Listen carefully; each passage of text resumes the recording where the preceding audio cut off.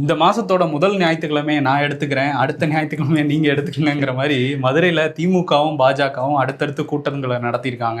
வாரம் இப்படியான சம்பவங்கள் பல நகரத்துல பண்ண போறாங்களாமா தமிழ்நாட்டுல. தேர்தல் வந்துருச்சுல்ல. ஆமா ஆமா, அதனால எல்லா கட்சியும் ரெடி ஆயிட்டு இருக்காங்க. அடுத்து சேலத்துக்கு போறாரு முதல்வர். அதுக்கு முன்னாடி மதுரைக்கு அமித்ஷா வந்திருந்தாரு. பாஜகவோட மாநில மாவட்ட நிர்வாகிகளுக்கு முன்னாடி நிறைய விஷயங்களை பேசியிருக்காரு. அதுவும் ஊழல் பண்றாங்க திமுக அப்படிங்கிறதான் அவரோட பேச்சில் ஹைலைட்டா இருந்தது.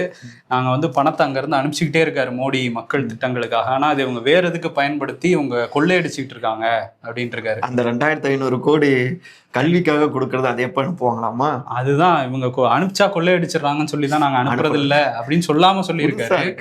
பட் நிறைய பேசியிருக்காரு. ஆனால் எடுத்தோடனே ரொம்ப என்ன ஃபீல் பண்றாருன்னா, காலையில வந்து மீனாட்சி அம்மன் கோயிலுக்கு போனாரு. போயிட்டு வந்து ரொம்ப ஃபீல் பண்ணது அந்த மேடையில் ஆரம்பிச்சதே, எனக்கு தமிழ்னா அவ்வளோ பிடிக்கும், பட் தமிழ்ல என்னால் பேச முடியலையே. இதே தான் வந்து 10 வருஷமா மோடியும் வரும் சொல்லிட்டு இருக்காங்க. கத்துக்கிட்டு இருக்கலாம் இந்நேரம் நினைச்சிருந்தா. இதைத்தாங்க RS பாரதியும் தெரிவிச்சிருக்காரு. அதே டேப்பு ஒரே வாய்ஸை தான் பேசிட்டு இருக்காங்க. ஆனா நீங்க என்ன பண்ணீங்க?